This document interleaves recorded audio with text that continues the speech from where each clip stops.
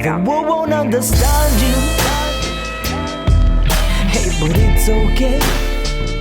Said the world won't understand you.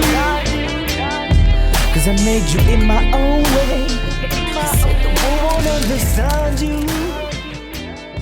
Cause I made you. Hello, everybody. Welcome to episode 103 of In a Good Way podcast. Today's special guest is Aaron Burros, also known as the Running Servant. He is an author and certified coach. He is also the author of Medal Monday, My Quest to Run 50 Marathons in 50 States in 50 Weeks, 5 years after being shot 5 times. There's a lot of fives in there. And, that's a huge, that means a lot to me spiritually. So I like that. A quick rundown. In November of 2015, Aaron fought to stay alive after being shot 5 times while saving his coworkers' lives.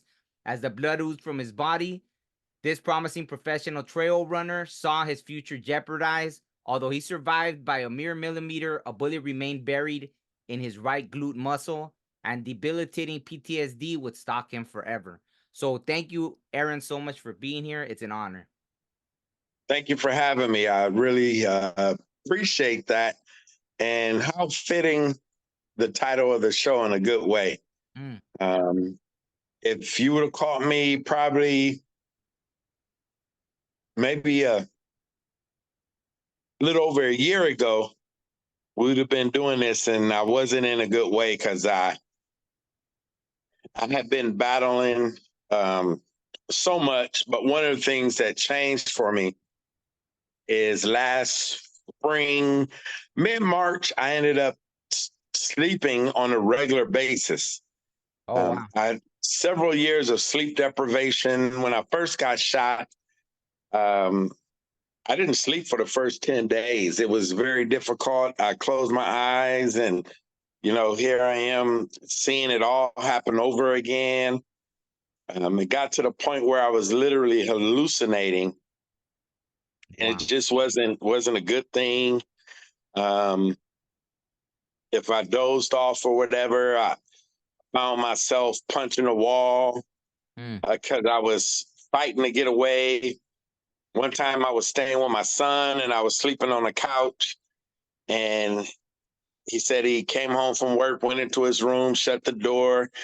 He was playing the game like these kids do. And he said he heard this big thump. Oh, wow. He was like, "What is that?" And he opened up the door, and there I was down against the wall sleeping. But I had literally was running from the living room, and I had ran down the hallway and ran into his door, and he woke me up. And I didn't even realize it. But Wow. and I remember the night terror I was having is I was running away from the guy that was shooting. And so it was several years. And so now I'm in a good way. Not the best. I haven't fully recovered. I don't think I ever fully recovered from what I went through. But I am in a place that I'm getting healthier. I'm getting more focused, being able to think clearer, process. I still have night terrors. I still have a lot of stuff going on. Still have triggers. But I've learned how to live with them and not for them. Wow. No, and that's amazing to me because, I grew up in that kind of environment where, people will point guns at you and this and that. And so that was always a concern, right? Getting shot. Even just having those circumstances happen over and over again gives you some kind of PTSD, right? So even to get to that point of being shot, and I know you probably relive it all the time, but if you don't mind taking us through what exactly happened on that day. I'm sure you've told the story tons of times, but if you don't mind sharing like what happened that day exactly and like the whole things leading up. Yeah, I don't know if there was this movie out a while back, and I can't remember the name of it, but it was about an assassination of a foreign president or something that was on American soil. and Vantage Point. That's the name of the movie.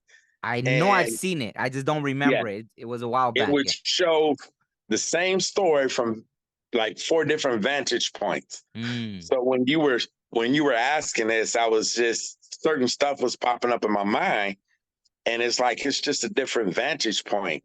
mm, To begin, I would before I went into work, I went to McDonald's across the street to have a cup of coffee, ease into the day. Yeah, I was a retail manager.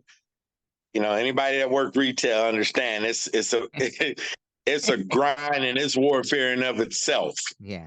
And Yeah. so and then it was during the holiday time, Mm, Thanksgiving.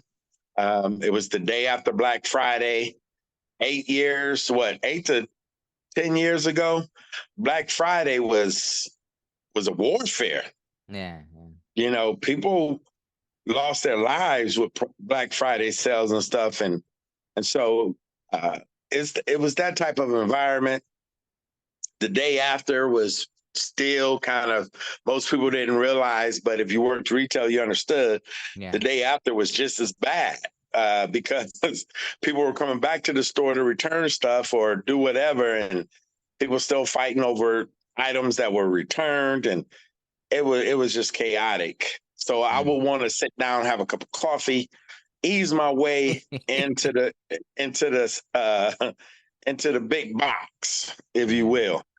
And so I remember sitting there and I was talking to a gentleman, and we were talking about uh, Black Friday. We were talking about, the dangers, and he worked at McDonald's, and they would talk about stuff that happened there. And I remember saying, you know what? These people, and meaning these people, the decision makers, the CEOs, and the ones that really make money Mm. from the retail, so they ain't gonna change anything till somebody gets shot and lose their life. And it was surreal to me. It was like deja vu. Mm. And so I went to work, and I was working, and I totally forgot about what had happened before I went to work. And the next thing you know, I'm working, and a call goes out over the speaker. Um, Male associates needed to the front. All male associates needed to the front. And so you go up there, and there's the urgency in the voice, and you go up there, and you wondering what you're gonna find.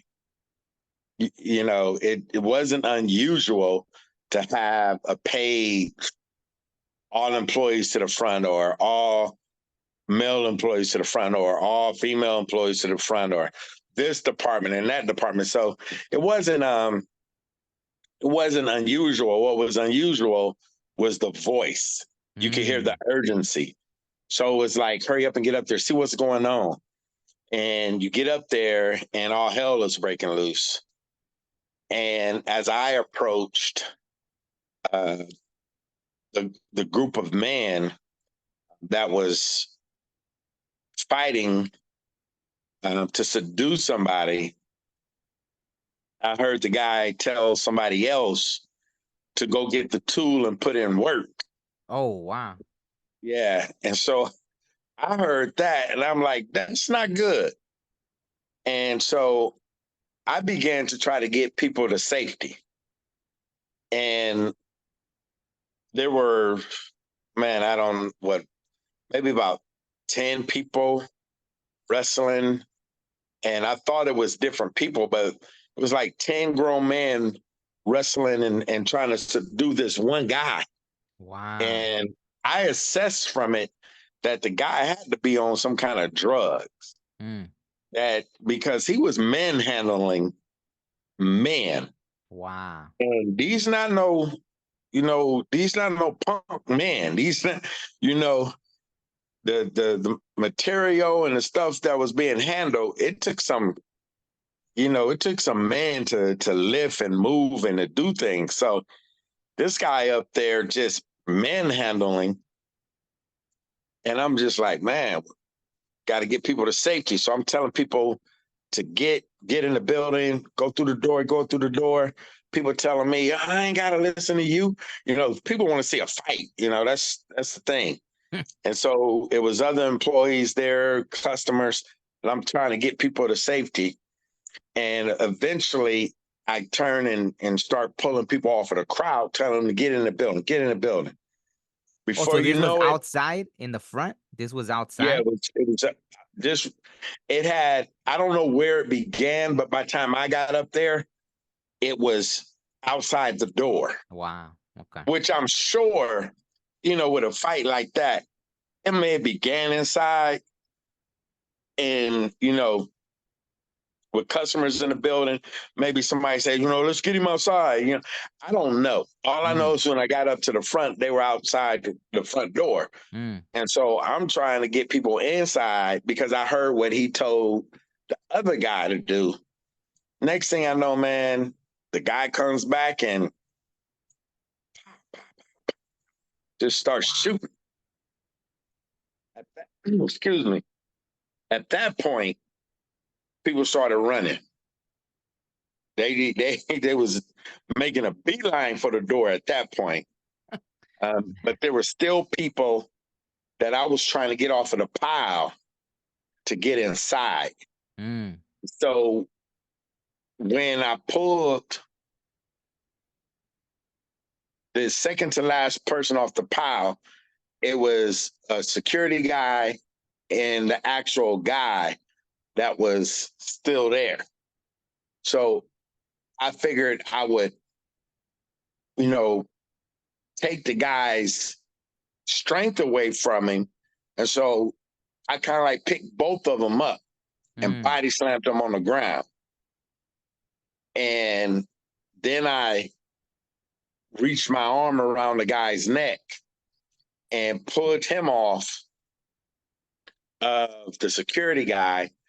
And he was trying to get in his pocket, but the security guy was fighting his, you know, keeping him from reaching, I guess, what he thought was a gun. At that point, I at least thought it was a gun or at best a knife, but more so a gun. So here I am, got him by the neck with my left hand, holding him with my right hand, and I pull him off, and now we're standing up, and the other guy shoots and makes a beeline to the door. So the guy with the gun goes, he wants to shoot, and I kind of like put the other guy in front of him and everybody, and me and everybody else, so the guy stops shooting. And so the guy I'm holding, he's in front of me, and this dude tells the guy to shoot me. Oh, wow. And I'm thinking to myself, where are they going to shoot me? I got you in front of me like a shield. But my left upper torso near the top of my rib cage was exposed. And so the guy aimed there and he shot me. Wow. And the bullet ricocheted. I would find out later the bullet ricocheted off took out a chunk of skin, ricocheted off my rib, and it didn't go inside, it didn't penetrate me. No more than that.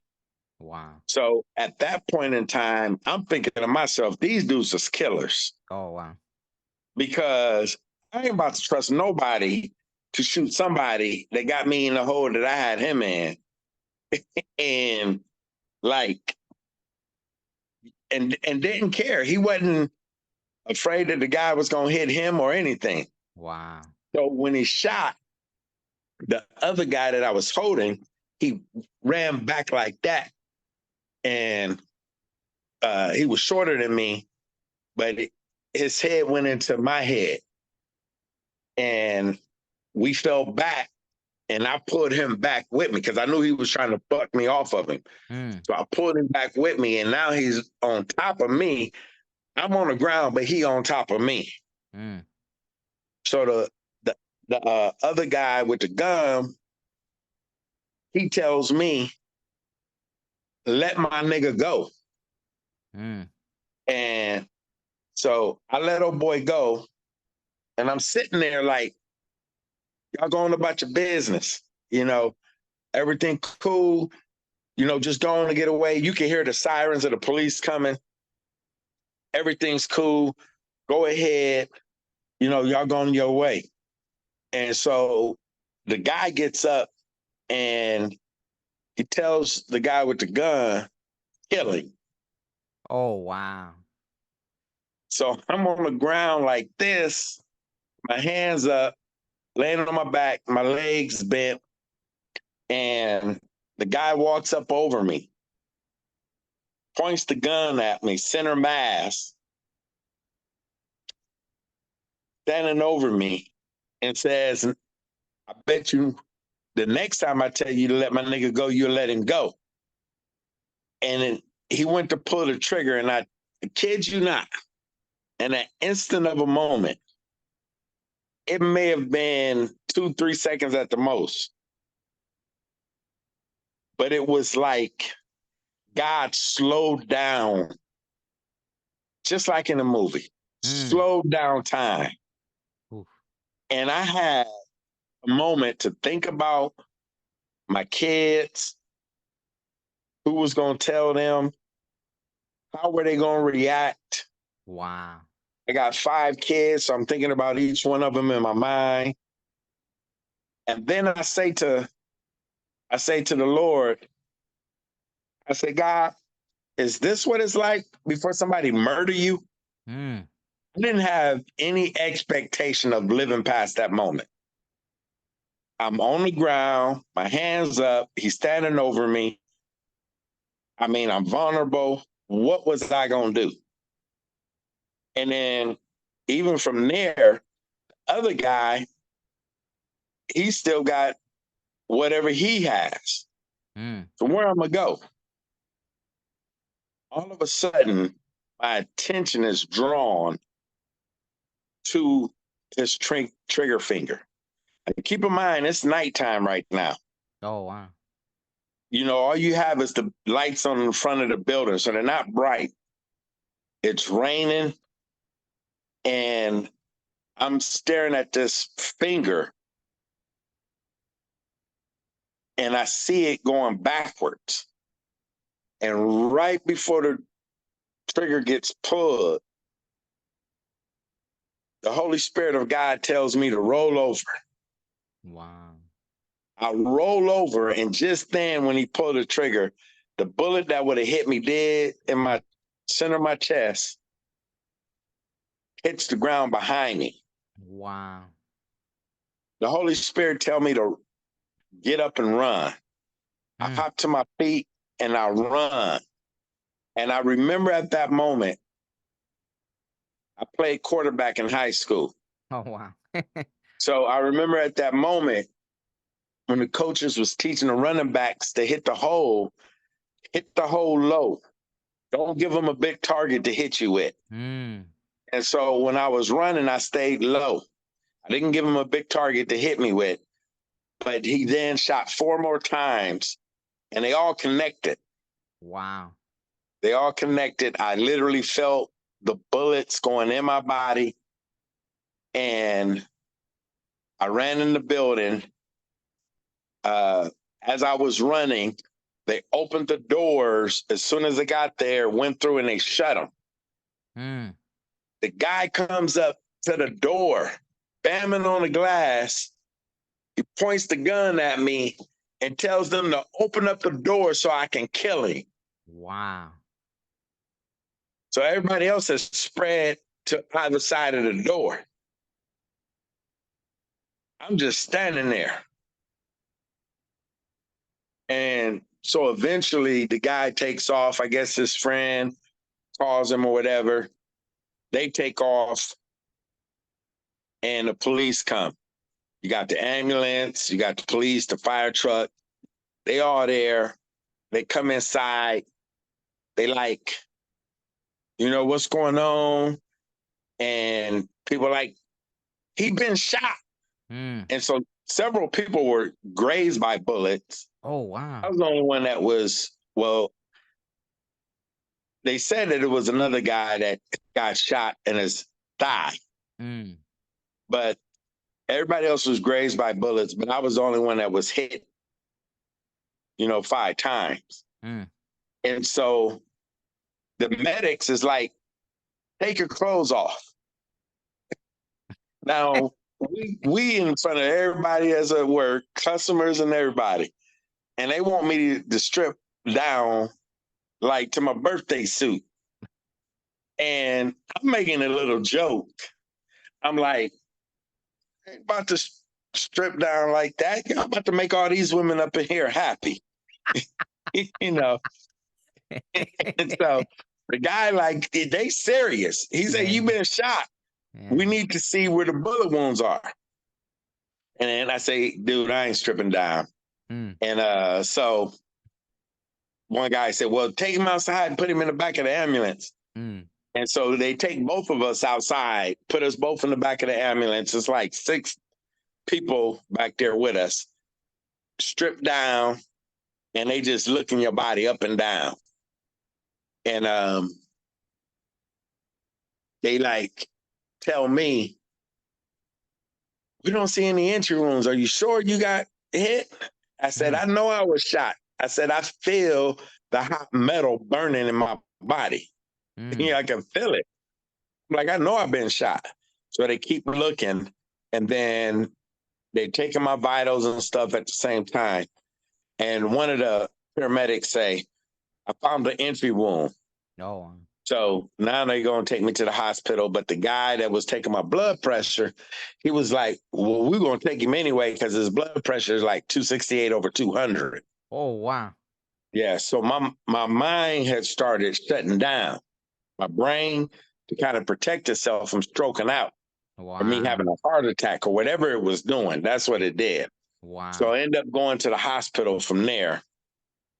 They did I want to say CAT scan or MRI, may have been whichever one don't really pull on the metal or whatever. But whatever one they did. And so from there, they discovered, the bullets and was like, okay, yeah, you got bullets in you. And then they rolled me back to the room, and I'm thinking it was the MRI or whatever, because when I get back to the room, inside my groin, I'm just irritated. It's an irritation inside my groin. And the nurse was like, what's wrong? I said, something's irritating me down there. And so he tell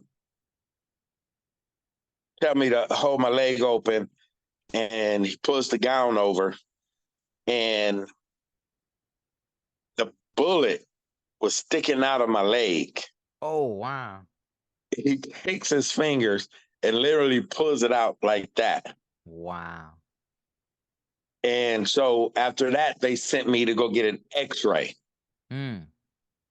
and determined that bullet missed my femoral artery by a centimeter. Wow. The doctor say, you lucky. I'm like, nah, I ain't lucky. I'm blessed. I'm like, luck ain't got nothing to do with this. That thing missed that close. I'm like, that's nobody but God. And so I sit up there, and I'm just grateful at that point, because the doctor was like, had that hit your femoral artery, you would have bled out in the parking lot. Wow. And before we even got there, you would have been dead. The other thing was the caliber of bullet that was used, because of the distance I was from him when he shot, the bullet didn't have a chance to, I guess, heal like it's supposed to and spread on impact. So because he was close, because I was like in an exact distance to keep that from happening, nothing hit my body and spread like those bullets are designed to do.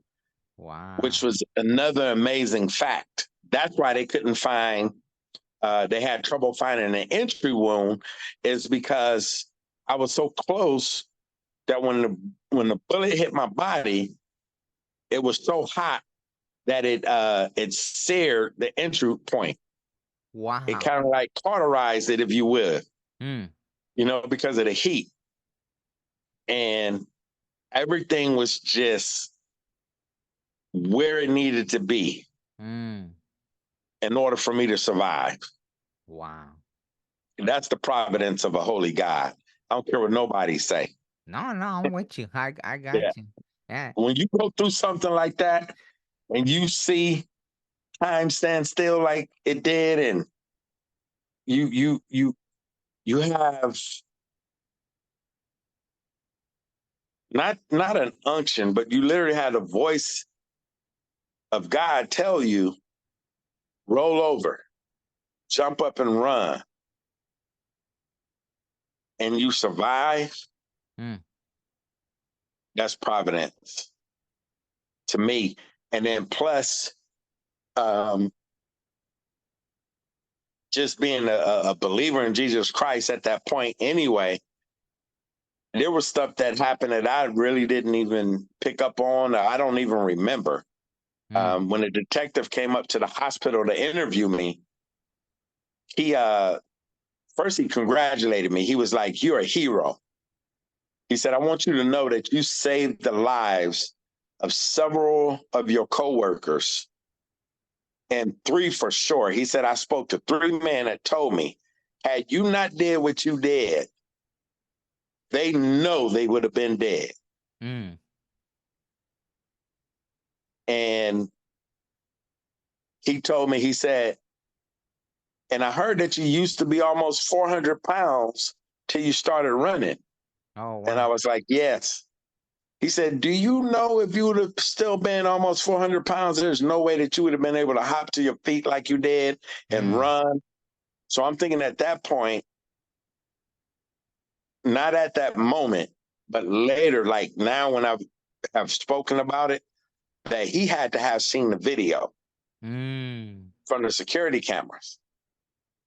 And so I was like, "Yeah, I know, because ain't no way I would have been hopping to my feet." And he said, "There's another thing." He said, "Some of your coworkers said that when one of the guys, the last guy that you saved," he said, "when he thanked you for saving his life, your coworker said that you told him, 'Don't thank you, thank God.' Because had you died," speaking of me, had I died, speaking of me, I would have gone to be with the Lord." But I told him, had he died, he didn't know Jesus, and he would have been in hell for all eternity. I don't That you remember told saying them? that. Yeah. But several people said that that's what I said to the detective. So the detective said, "Did you say that?" I said, "I don't remember." I said, "But sound like something I would say." And Wow. yeah, you know, and I used to not be able to talk about this like this without falling apart. And even though I kind of chuckle and laugh now, and people can sit there, "How can he go through what he went through?" And he's laughing about it, this and that. It's not that I'm laughing about it. One, like when I do get nervous, laughter is a way that I handle my nervousness at times. Telling a joke can be a way that I handle my nervousness at times. But the laughter that I have at this moment, it comes from the joy of the Lord. It comes from knowing that when I was almost 400 pounds and crying out to God for help to lose weight, because my doctor told me if I didn't, that I was going to die. And to lose weight and then to go through that and have a love for running that I had never had in life. The only time I ran was from my mama when she had a belt. You know, and in sports, like when you had to run horses because people missed free throws or got a foul, or or in football, if somebody fumbled the ball, had to hit the goalpost and back. And so it was always a punishment. I never knew running can be so joyous. Mm. So when I used it to lose the weight, and I learned how to run, not just move. We all know how to move, and but to learn how to run, that's something totally different. Mm. You know, um, the joy that you have from that. Sorry about that. The joy that you have from that is the peace, the benefits of running, the release of stress and um, self control, and it's something that I miss now because I have a muscle weakness Mm. uh, because of the scar tissue and the bullet that's in my right glute. My right leg is progressively getting weaker. Oh, it's And still in there? yeah, Oh, wow. yeah. The surgeon said, well, I have one removed by surgery, but he Mm. said that if I remove the one that's in the muscle, that it would do more damage than it being in there, and that I would be in more pain. And then I would have to walk with assistance. Mm. But he did say it was progressively going to get weaker. And, it's what it's been doing. But, like I told him, I'd rather it get progressive. And at some point I have to use a cane or something to walk than for it to just happen all at once. Yeah, absolutely. So Yeah. are you So, you're still able to run today or? yeah, I can run, but nowhere near where I was. Mm. When I first started running, I just did 15 minutes at a time, and 15 turned into 20, 20 turned into 25, 30, 35, 40, 45, 50, 55, 60. Ready or not, here I come, type thing. And Yeah. so once I got up to an hour of running, then I tried to do an hour and 10 minutes. Then I did an hour and 20 minutes, and then an hour and 30, Mm. 40, 50. So I was able to do 2 hours. And then once I got to 2 hours, I would run until I could do 2 hours and 15 for my long run, Oh, wow. 2 hours and 30, 2 hours 45 to 3 hours. And then once I got to 3 hours of running, it was basically learning how to fuel your body Mm. so that you can keep moving. So I went from like never running more than the 2 miles that we had to run at a football camp Hmm. to get in shape to running ultra distances. Wow. My long runs were like, the shortest long run I would do would be like 18 miles. Other than that, it was either 20, 26, 30, 40 miles. Wow. And I would just go out and back in the trails and was just loving it. Wow. Yeah, Just that's amazing. really, really enjoying it. That's amazing. Yeah, I've never ran I ran a half marathon and I've done hikes that were 18 miles and so on and so forth, but I've never actually ran a marathon. Uh yeah, if you want to share about that, how you got into what gave you well, because I know you were doing it for a cause actually, right? So you were running for a cause is what pretty much motivated you to start doing the marathons or So when I was when I started doing the marathons, I was actually pacing marathons just for conditioning mm, because I love being in the trails, doing the trail runs. It's a different breed. mm, And I tell people, if you've never ran trails, if you've never done trail runs, then you're really missing it because it's nothing like running marathons. mm, It is, you know, being so running marathons is like dating various women. doing trail runs is like being married to the right woman. Mm. It's so enjoyable. It's life giving, and everyone that I've convinced to go on trail runs with me, once they went, man, it's hard to get them out of the trails. Mm. So I would pace just for conditioning. So when I started doing marathons for charities was after the shooting. Oh, okay. And what happened was my pastor one day, he said, "Big man," he called me Big Man.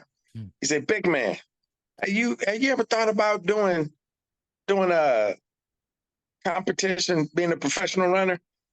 And the only thing I had in my mind as a professional runner were the little small guys and girls at the Boston Marathon, because that's the only thing I knew about professional runners was Mm. the Boston Marathon. Everybody watched the Boston Marathon growing up. And Yeah, so yeah. that's the only picture I had, the only reference point I had. Mm. And so he was like, "No, I was talking about trail running because you like being in the trails." He said, "I talked to a friend of mine. The gentleman's name was Andy Stewart. And he said, I talked to a friend of mine and told him about your times and what you've been doing and this and that. And if you're willing to talk to him, he'll talk to you." And I said, "Yeah, sure." So I ended up talking to Andy, and Andy began to explain to me about trail running, the Western state, and the point system, and uh, Barclays, and the race that eats its young, and all these. I was like, man, I was just like salivating. I'm like, for real? And then he threw the cherry on the top. He told me, "You can make money doing this." Mm. For real? I can make money running 5 to 6 hours like I do. He said, "Yeah." I'm like, "Sound good to me. How Mm. much?" And then he explained it to me. And then he's like, "And if you're real good, you can get some sponsorship." Mm. Sponsorship? Oh, I know about sponsorship. And so I was gung ho. So I signed up for the race. It was the Brazos Bend 100. Is I think it's the second weekend in December of every year, maybe the first, depending on how the week fall. But I signed up for it. I was going to do the 50 miler. Was going to run with some professional runners. It was called my benchmark run, Mm. where it determined, you know, what you can do, what you can do. And since I hadn't had any professional training and I was just running, I hadn't done any cross training, no core training, no nothing.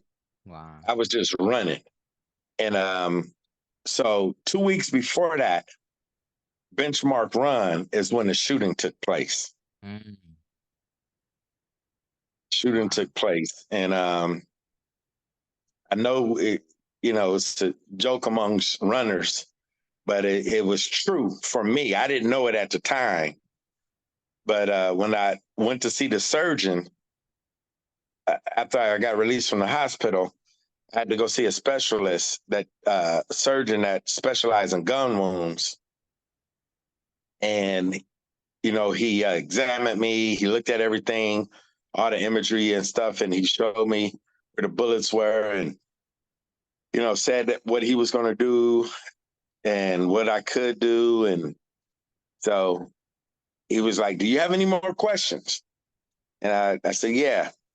I said, "I got a 50-mile run next weekend. You think I'll be able to do it?" Oh man. He looked at me. He said, "Depends on how much pain you want to be in and how much pain you can take." I said, Mm. "Well, I got a high threshold for pain." So I went in and I did it. I made it to 40 miles before my body just was like, "We're not doing this no more."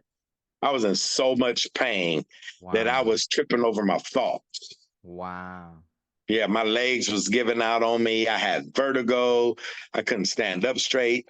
I mean, the pain was so intense. And it was just stressing my body out. Mm. So at 40 miles, and I'm sitting up there, and and they like, people helped me sit down on the bench because I couldn't get to the bench straight. Mm. I don't know if you ever had vertigo. Yeah, yeah, I've had it before. Yeah, yeah. Yeah, it's So I ain't got to explain it to you. Yeah. But I was sitting there with the world spinning around, feeling like I was trying out for NASA space shuttle. And I'm like, I only got 10 more miles to go. I only got 10 more miles to go. Just give me a minute. And they was like, nah, you done. You done. You're not going to hurt yourself out here. And, but I was just thinking 10 more miles. I was like, just give me an hour and 45 minutes. I'll be done. That's what I was thinking. And they like, nah, Wow. no, you done. So they helped me over to, they got me a golf cart that came out on a course to pick me up. Oh, wow. Put me in there and took me to the finish where I had some friends of mine that were there. And man, I was just so disappointed. Mm. And it didn't stop from there. Wow. The disappointment, the runner's depression, PTSD, sleep deprivation, hypervigilance, hallucinations, night terrors, and then the things that continued to happen afterwards, because these guys would come back 3 more times trying to kill me. And so I didn't know why. I didn't know what. I didn't know when. I didn't know who. I knew I could identify the 3 guys that was there. But this thing was a lot bigger than I could have imagined. And the intimidation that they did, the stuff that the company did, stuff that the police did, the Houston organized crime unit, the DA. I mean, pretty much everybody made me to be the criminal. What? The criminals, the company, and the cops, they all made me to be the criminal. The DA and the police just played games. You know, well, the police didn't give us no case. We don't have a case for you. And so it took me 2 years to find out that the maybe a little bit more, that the organized crime unit had the case. And so Houston Police Department just played with my life. They put my life at danger. One of the guys that actually tried to kill me, the second attempt, this is after the shooting, 3 times after the shooting. Wow. So the second attempt after the shooting, I was running along the bayou, and the Holy Spirit told me, someone's going to try to kill you. When you hear the gunshot, play dead. And at this point in time, I'm thinking, I'm like, Aaron, you done went crazy. You hearing voices, you speaking, I'm wondering, I'm like, because I'm not getting sleep. I don't know what's going on. So I run past this. So in Houston, you have the bayous, and along the bayous, you have bridges. So the longer the bayou is, it's about every mile you're going to have a bridge where cars can go across or people can walk across. Well, I get to the next bridge, and it's this electrical box, huge electrical box. When I get past it, in my peripheral vision, I can see a car, and I see this guy standing there. And I know it's out of place because people don't park next to these things because it's county or city property or whatever, so it's not a driveway. And then, so as I run across the street and I get up on the sidewalk, I hear a gunshot. Wow. And I just fall down like,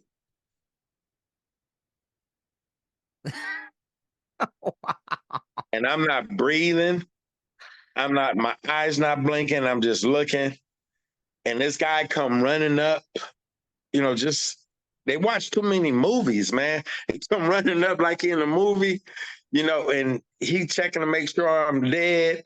So he's coming up on me. All these people's houses on both sides of the bayou, people start coming to their windows and start yelling and stuff. So the guy see people coming. So he turns around, runs back to his car, hops in his car and takes off. Wow. Police come and everything. But later on, it was about 2 weeks later, I was at my mom's house watching the news, and they talked about a Cinco Ranch in Katy, Texas, where a guy he crawled into a Buffalo Wild Wing and collapsed. He was asking for help. He had been shot. Oh, wow. Well, they didn't show the guy, but I'm sitting there, and as soon as the reporter, they show the scene, they show his car, and I'm thinking to myself, that looked like the car from the guy that shot at me. Mm. Then they pan and they show his cap on the ground. I said, that's the guy that shot at me. Wow. And so I called the detective with the Houston Police Department Organized Crime Unit, and I tell him that the guy that tried to shoot me just been killed out in Katy, and I tell him what's going on. And he's like, how do you know it's him? I said, because I said, if you would have, because he told me he was going to check with the sheriff department out in Fort Bend, because that's where I made my report to when they came out. Mm. He never got back with me. He never checked. And I told him, I said, well, if you would have checked, then you would know that I provided a description of the guy, his car, and the hat he was wearing. And I said, and I seen the car and the hat and the news story. I said, so I need to see if this is the guy that shot at me. Mm. He says, well, I'm going to call you back. Let me look into this and I'll call you back. Dude, I ain't never heard back from that cop. Wow. Never heard back from that cop. And then the third time where they tried to kill me, I called him and I was like, your goons tried to kill me again. He says, how do you know it was my guys? And I said, because you just told me. Wow. These guys found out where I lived. They were, because I was pressing to have them prosecuted. Mm. And they put on my stoop a bloody wallet of somebody they had shot, a bloody shirt, and a bloody bandana. So that when I walked out my door and turned, this was the first thing that I saw. Wow. And so here I am going through all this stuff that I'm going through. I got the company slandering me, trying to prosecute me. Over what? Somebody else. What is the company do? What are they accusing you of? Lying about being shot. What? Yes. They're telling people that I was lying about being shot. They actually gave a video to my ex-wife. We have been divorced at this point in time for at least 13 years. Wow. They reached out to her, gave her a video to her attorney for my child support, lied and said that I wasn't reporting money that I made more money than I was paying in child support.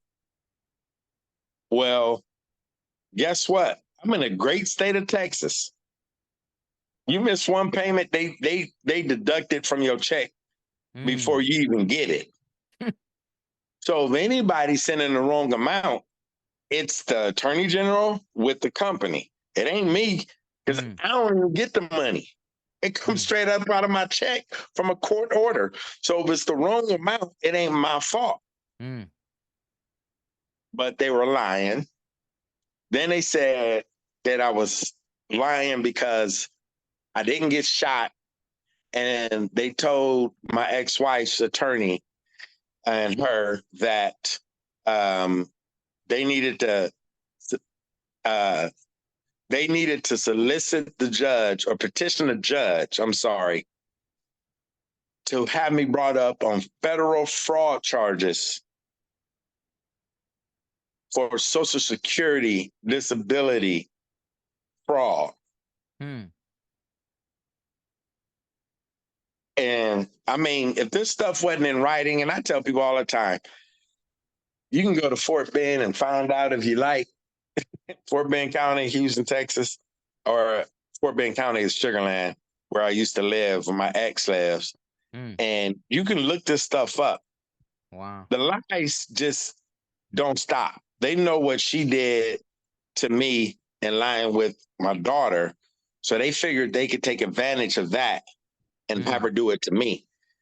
The lies were so egregious that when her and her attorney went to file the complaint in family court, that the clerk's office wouldn't even take the complaint.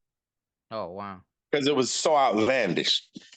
And so they had to clean it up a little bit, and then they took the charges and stuff. I mean, took the complaint. And the judge was looking at it, considering it, but thank God that my attorney that volunteered to do my case pro bono, because I didn't have money, I wasn't working, was able to explain to the judge everything and point out how the lies were lies. It was just, and it didn't stop there. The cops did intimidation tactics on me. After the third shooting, after the third attempt on my life after the shooting, I was reporting it to a cop, and he pulled up his computer and started reading something, and he literally shut the computer, got up from the table that we were sitting at in Starbucks, and walked out. What? Here I am reporting that somebody tried to kill me. And there was a witness that what the guy was doing. I'm not making this stuff up. And, so the company would tell people that I was just making it up. It was so bad that people at my church was saying it. Oh, wow. So they were just slandering me. And it wasn't until I realized that the people that were put there to help serve and protect me wasn't serving and protecting me. That me having a life meant nothing to them. I remember when I called and I told that detective that your goons tried to kill me again, and he said, "How do you know it was my guys?" Because you just told me. He told me, "I'm meeting with the bigwigs of your company. You're going to mess this up for me. This is my career maker. This is going to make my career. You're messing it up for me." Well, what was that? What was he referring to? Or what was? Because I wanted to have accountability that these guys needed to be prosecuted. So why were they prosecuting these guys? What was? I have no idea. Oh, wow. I have And no idea. have they been caught yet, or not? Still not? No, they were caught. Oh, wow. They know who did it. They just didn't prosecute them. Oh, wow. Yeah. First, they tried to tell me, well, we couldn't get nobody to testify against them. Why? Y'all never followed up with me. I'm the one that was laid up in the hospital. I'm the one that the guy ordered somebody to kill me during the commission of a felony, which is a RICO act. That the detective told me that night. Because he said, let me get this straight. He ordered the guy to shoot you. I said, yes. And even after you let him go, and you was telling them to go on about their business, he told the guy to kill you. I said, yes. He said, this is a RICO act. So at first, when it was the organized crime, that's what I thought it was. But when the detective told me in the organized crime unit that they didn't have nobody to testify against them, so they had to let them go. I mean, what you mean? Ain't nobody ever followed up with me. I said, I've been calling the DA and I've been looking for who's, this case to be prosecuted. They didn't have anything from y'all. The number that I was given, they didn't have anything. Nobody could tell me anything. It took me over 2 years for me to find out where my case was. And then even after they put that guy's stuff outside my stoop that they shot, that was at another attempted homicide. I don't know if the guy survived or not. But the police, the detective that came and picked up the stuff, left word with my apartment that he wanted to talk to me. So I ended up calling him and we talked. And when he was telling me about what happened, I said, man, that sounds similar to what happened to me at work when I got shot. He said, you got shot at work? Where was this? And when I told him, he remembered. Oh, wow. He remembered the incident. And he said to me, can you describe the guys who shot you? I said, man, I'll never forget those dudes. Wow. And so I described all three of them. And he said, this is airy. He said, you just described the guys I'm looking for to a T with the witnesses' statements that I've taken from this other shooting. Oh, wow. And then on top of that, he later told me that the guy that shot me, he wanted to show me some pictures for me to ID him. Because the guy that he thinks that shot me murdered this store manager at this Viet Ho supermarket in A-Leaf at Beechnut and the Beltway. But when the organized crime unit got a wind of it, they shut everything down. Wow. So they're letting murderers go on the street for whatever reason, I don't know. But when I realized that, that's when I just started telling everybody. I started talking to anybody that would listen to me. News reporters, podcasters, internet sleuths, I don't care who it was. And I would tell people, if I was killed, it was the company, the criminals, and the cops. They all were working together. Wow. The company, the criminals, and the cops. And since I've been doing this and I keep doing it, I have not had another attempt on my life. Wow. And I'm going to keep saying it. I've been trying to bring accountability to a situation. But when you got the city, the district attorney, the cops, organized crime unit, and you have the company that is a multi-billion-dollar a year company that is very political, and you got criminals that's willing to do whatever, it's been very, very hard. Wow. What's the name of the if you don't mind me asking? I don't think you told me that. If you want to share it, if not, it's okay. No, I am seeking to hold them accountable. Okay.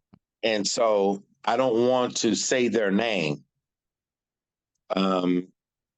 And, I tell people ask me, they guess and all this stuff. And I say, you know what? Please respect my position. Yeah, no, it's yeah, You know, absolutely. not you, but I've had people ask me.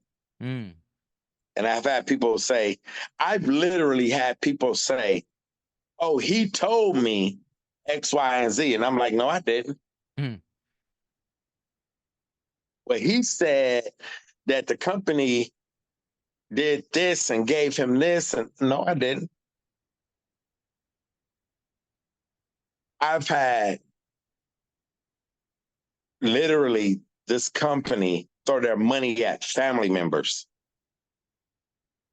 My ex-wife. I didn't see my daughter for 5 years because of them, wow. because of what they were claiming. And my ex-wife didn't care. There was some money in it for her, and I don't know if they paid her anything, but I can tell you this, she don't do nothing if it ain't got money involved. Mm. Because So do if you it ain't about money and putting something in her pocket, she don't even care. She don't even care about our daughter like that. mm. So do you think the whole reason the company is doing that is because was there like a lawsuit against them and they didn't want to pay up? Is that what the whole thing was about, or? This is beyond a lawsuit. Mm, This is when the police is okaying criminal activity and your life has been put at risk after the fact, mm, and you know that the guy that got killed was the one that tried to kill you. And that's the thing. I believe that because he was sent to kill me and he thought he did, but he didn't, they killed him. oh wow. Because the detective that came out on the case, he said from his assessment of being a professional for as long as he had, I don't know how long, but he's been with the police department or organized crime unit, and not the organized crime unit, the robbery and homicide division. He said, judging by the language and everything that had took place, and this guy telling him to shoot me, telling him to kill me, he said, this seems like a well-organized gang. Mm, And the fact that you offer me no protection as a police, you didn't prosecute the case, you didn't even give it to the DA. The fact that the DA tell me there's nothing that they can do because the police didn't give them a case. mm, And then I'm looking for the case and I couldn't find out what happened. And I'm like, how do I go through what I went through and y'all don't know what's going on? mm, You just look at everything, and this is not about a civil issue. This is about something deeper and criminal. mm, This is if I had to guess, just my spirit and just what I perceive from being and what I've been in, I believe that these guys probably was hired to kill somebody, and I foiled it. mm. And that these guys had a bone to play when it came to the police. That was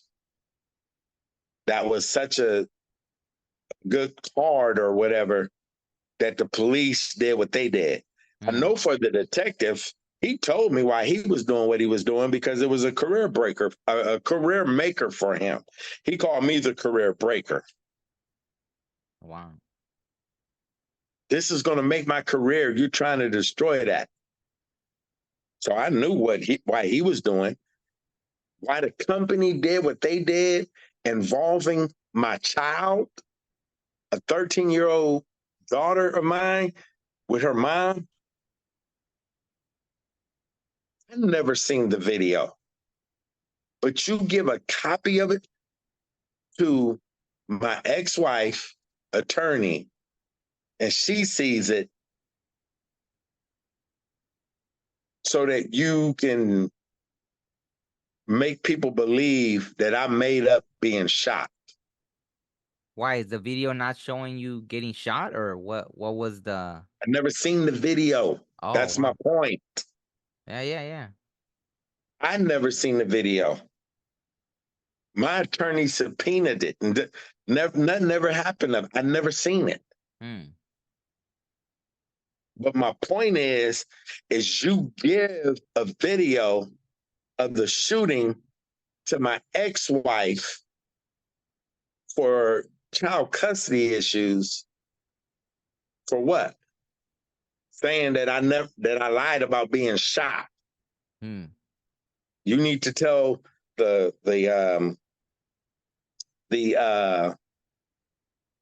the judge petition the judge to have him arrested for fraud Hmm. against the federal government because he's getting Social Security disability that he doesn't deserve because he's saying that he's been shot and he hasn't. So whatever the video they gave her is, she going around telling people that I wasn't shot. Hmm. So it doesn't take a rocket scientist to know that they gave her something to show.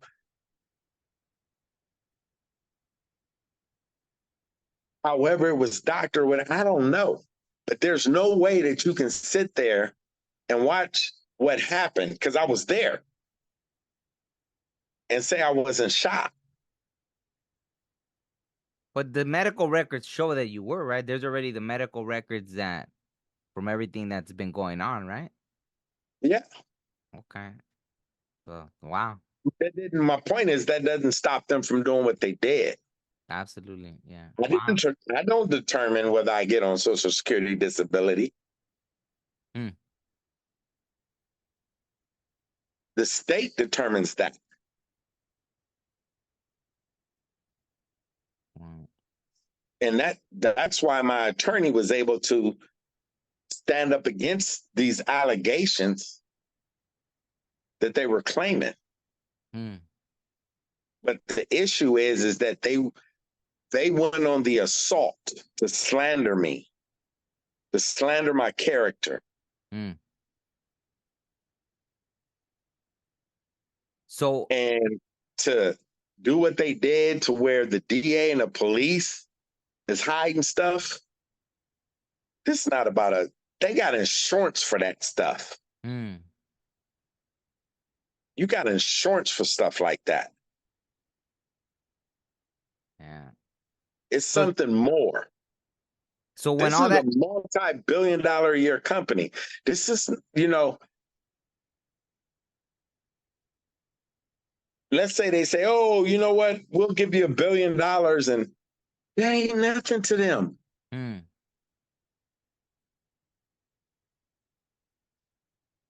It's like sitting up there saying, and it wasn't Amazon. Let me make that clear.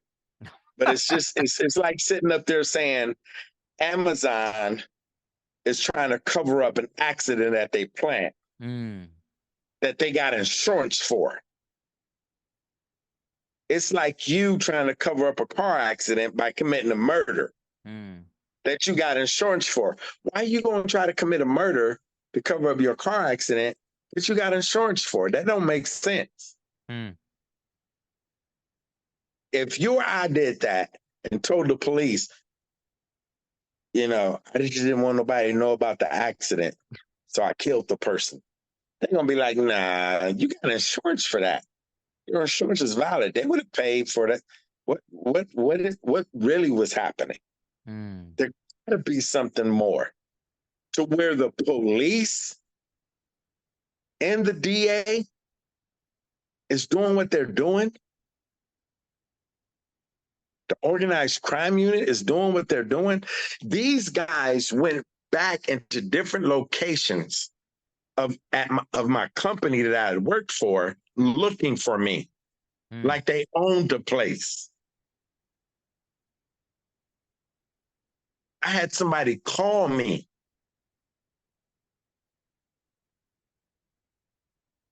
and tell me I needed to be careful because the guys that did the shooting had been going around the different locations looking for me.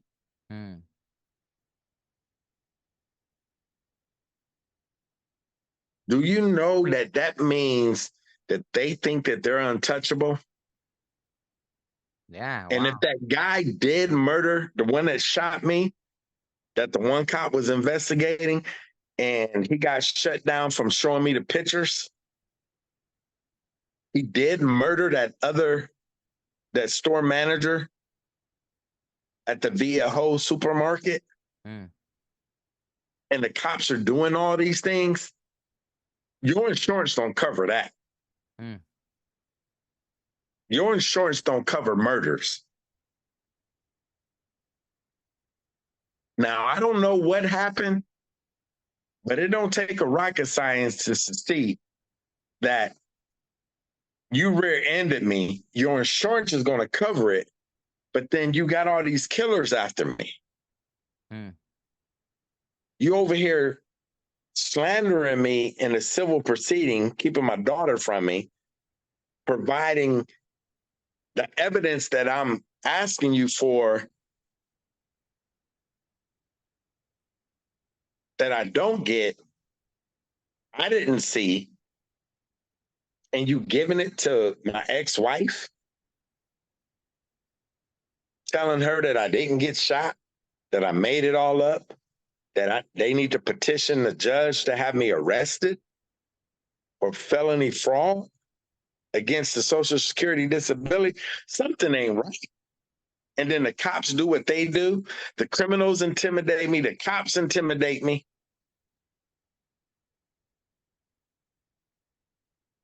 And then the two cops that were trying to help me, they get shut down and told not to talk to me anymore. Oh, wow. Yeah, something not right. Something smells very, very fishy. And that's why I keep telling this story, because I can guarantee you, if it happened to me, it has happened to somebody else. Absolutely. Did any part of that have you written in your book too, or this is more just like something you're vocalizing, like sharing that This part? is something that I've been able to vocalize more about as I've talked through things more. Oh, okay. I've been able to get more confidence. I've been able to gain more public trust. Now, I've done interviews with like the Houston Chronicle, but they wouldn't run a story. Oh, wow. Yeah. But at least they know. Yeah. But there's people that know that I believe if I got killed, they wouldn't say, hey, well, we know he said this. You know, they probably would just be like, yeah, we're not going to say anything. That's why I tell my story, so it's out there. Absolutely. No, absolutely. Because somebody need to hold somebody accountable. In that company, somebody need to hold somebody accountable with the city of Houston, with the DA's office, and the chief of police need to hold somebody accountable with the organized crime unit. And the federal government needs to hold the city of Houston accountable for letting such corruption exist that they know about in their department, in their city, in the DA's office.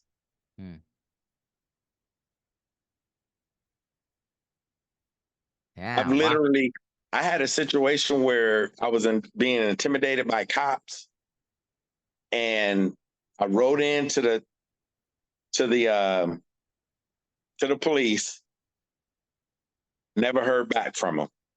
Oh, wow. I gave the situation, the scenario. I gave witnesses, and they did it at a Starbucks off of Westheimer and Kirkwood in Houston, in front of the HEB next to this Chipotle. But it took place there. And I told them that I met, and some other people had met with the upper management with Starbucks. Mm. The next thing you know, Starbucks puts a Starbucks with a drive-through by the police station.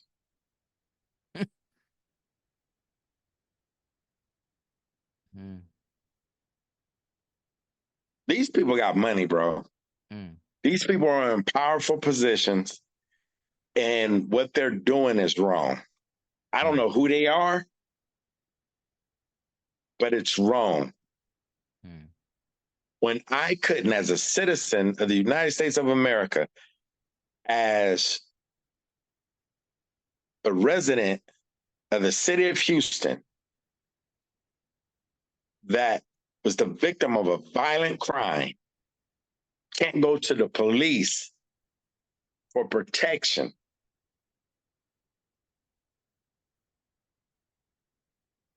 Not just can't go to them for protection, but to be intimidated by them.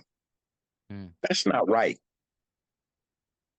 Because I want to have these people prosecuted, because they're steady trying to kill me. Mm. And whatever you did with them is giving them the green light. And it wasn't until I started doing interviews and talking to people and telling my story that they stopped trying to kill me. Mm. At least that I know of. Yeah, absolutely. No, well, thank you for trusting to tell your story here. I mean, I hope you find that justice, obviously, right? It's you know, like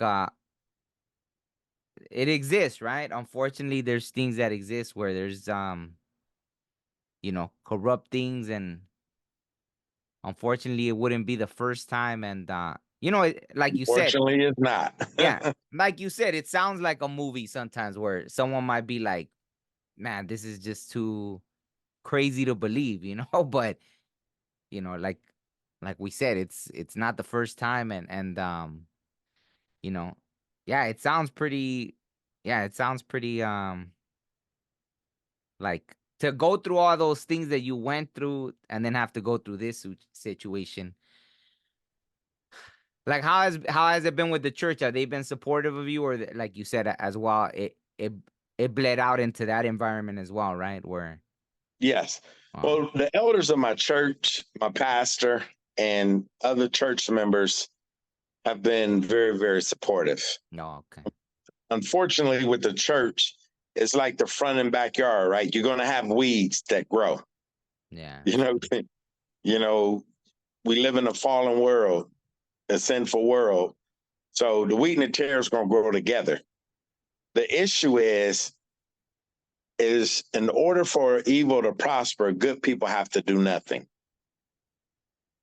absolutely, So absolutely.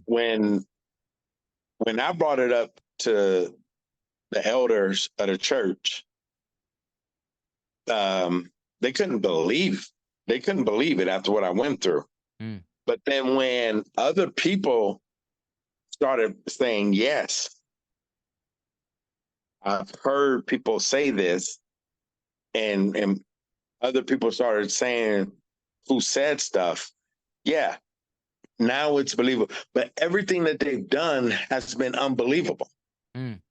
And the only thing I can do is sit back and say, wait and see. I'm not making this up. I mean, so even my own doctors that the company gave me that I had to fight for, even my own doctors doubted me. Like, why would a company do this? I have no idea. I'm telling you, they're doing it. They didn't believe. Wait and see. These people actually claimed that I threatened to go in and shoot up the place. Oh, wow.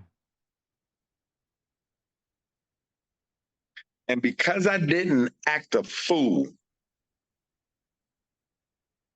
one, I wasn't in no position. I was so fragile. I wasn't sleeping.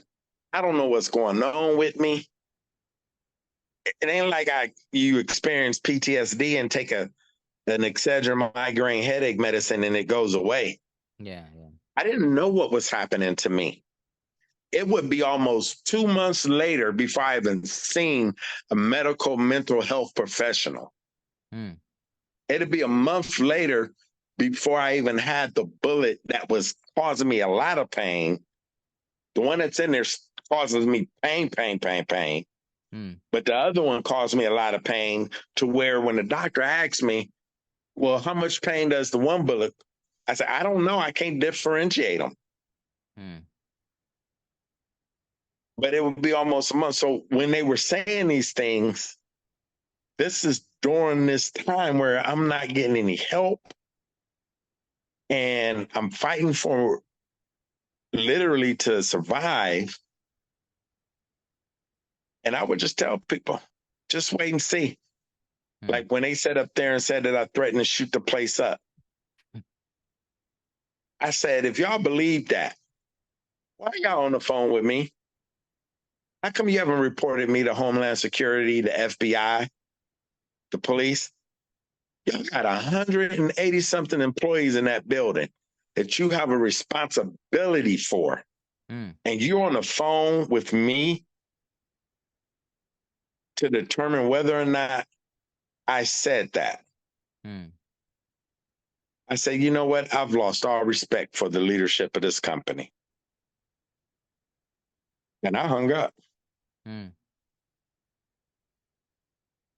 The next day, I'm getting calls. I go to the doctor's appointment, and they didn't even call me in the back.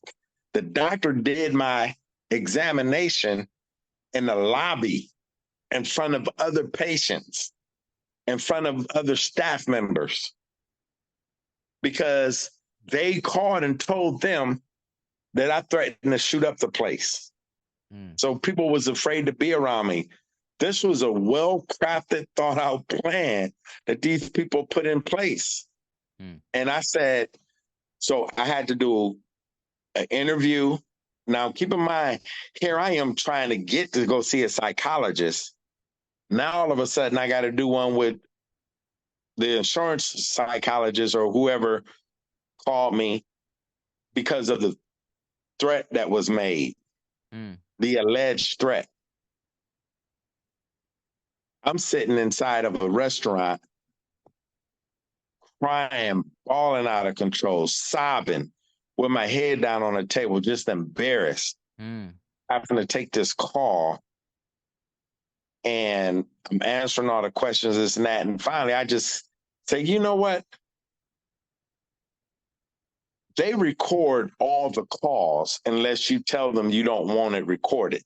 I said, why don't y'all just ask them to give you the call so you can listen for yourself, and you will see I did not threaten to go in and shoot up the place.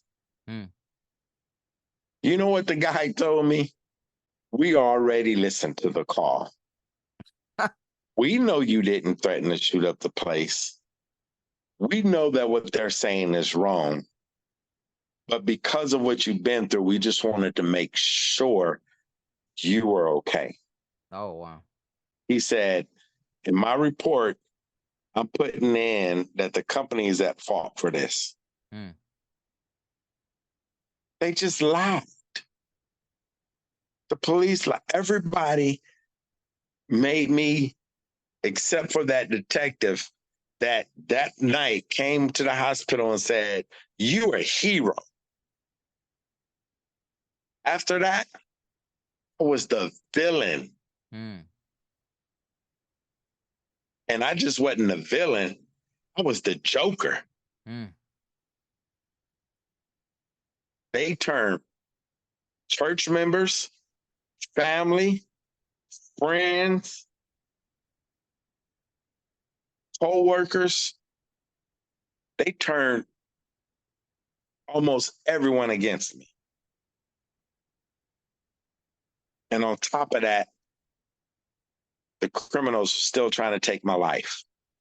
Got shot 3 different times. They tried to take my life. 4 times total. Wow. So this is my way of fighting back. This is my way of making sure that I live, that I survive. And that if I were to be killed, that somebody somewhere would say, this guy has openly, repeatedly, to the police, to reporters, to podcasters, to family, to friends, have said, if he dies, that if I killed or something, other than natural causes, that it was the company, it was the criminals, and it was the cops. Do you know what it's like to have kids and they're afraid to be around you because people are trying to kill you? People don't know. I've had family turn on me that I know that this company got to with money. Friends, ex-wife, you know. No, well, I mean, I'll definitely share your story. So thank you so much for trusting, trusting your story with me right here. And I mean, hopefully everything turns out, you know, aside from all the pain you've already been through, hopefully you get the justice you deserve, right? Um, so just in closing, because we are running out of time, is there anything else you want to add aside from like what you've been going through as far as I know you said the book's been doing better as well. Did you want to add anything about the book or just leave it on So, that note? well, the Metal Monday is therapy for me. Okay. I came up with that. It wrote me, I didn't write it. I came up with the quest to help with the therapeutic benefit of running, massage therapy. So I had 2 physical trainers. I had a massage therapist. I have a psychologist, psychiatrist. I have my treating physician. I have a massage therapist because massage therapy helps with PTSD. So I had a whole team of people helping me get better. Metal Monday is important because what I do with that is I go around and I speak. So I'm encouraging people. I'm also inspiring, igniting people to do what they never thought possible.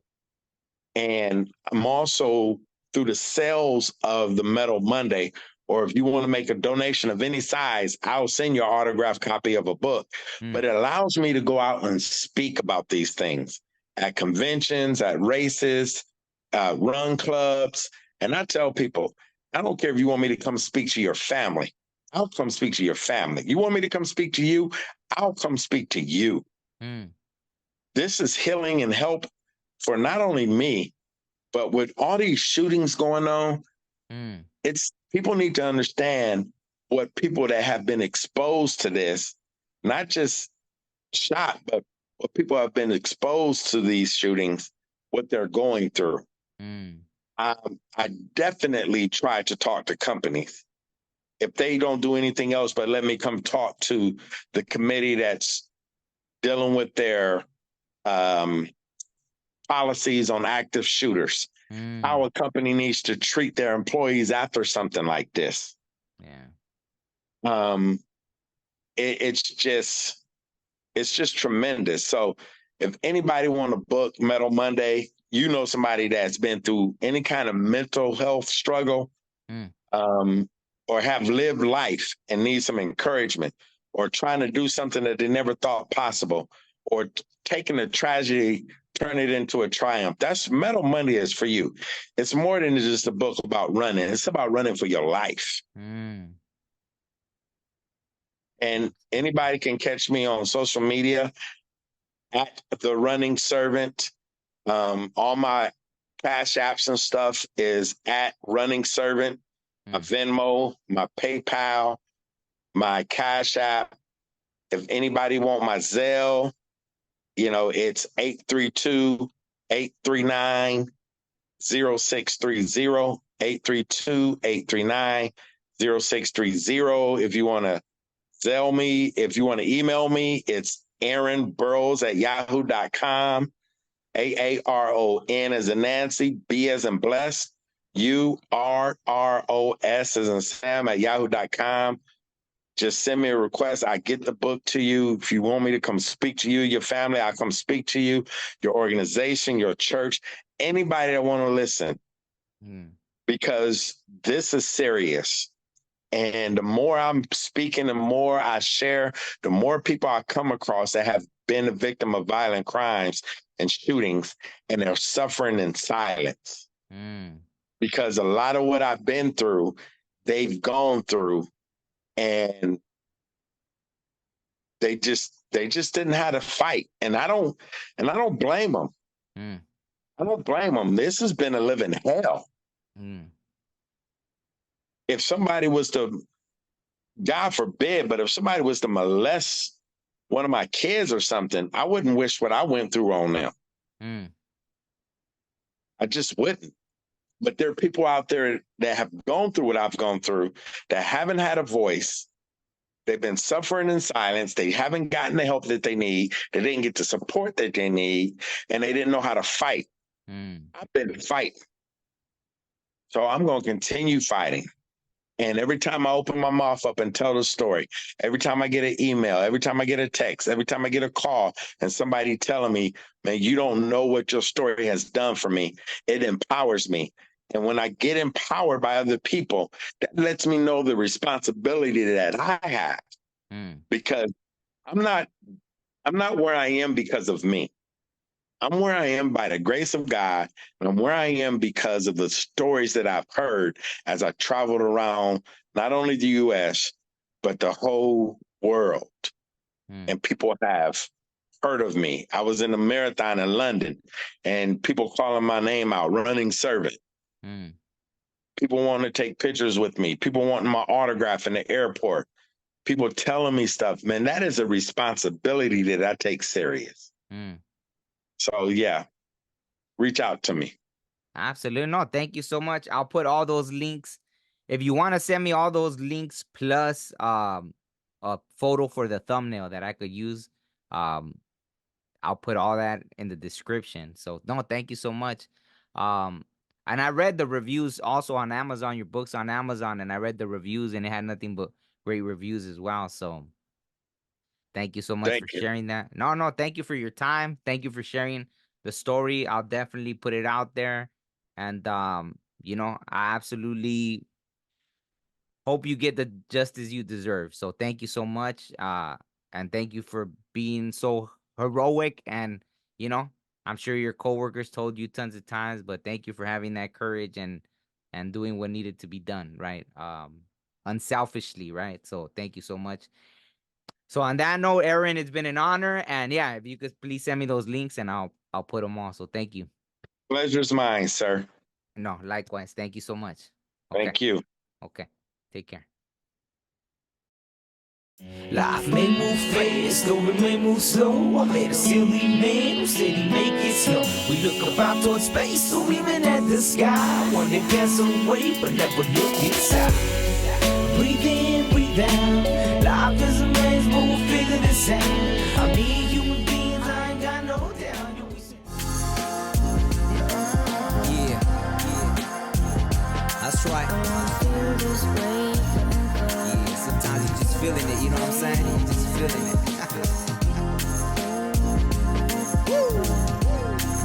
And I wanna feel this way forever.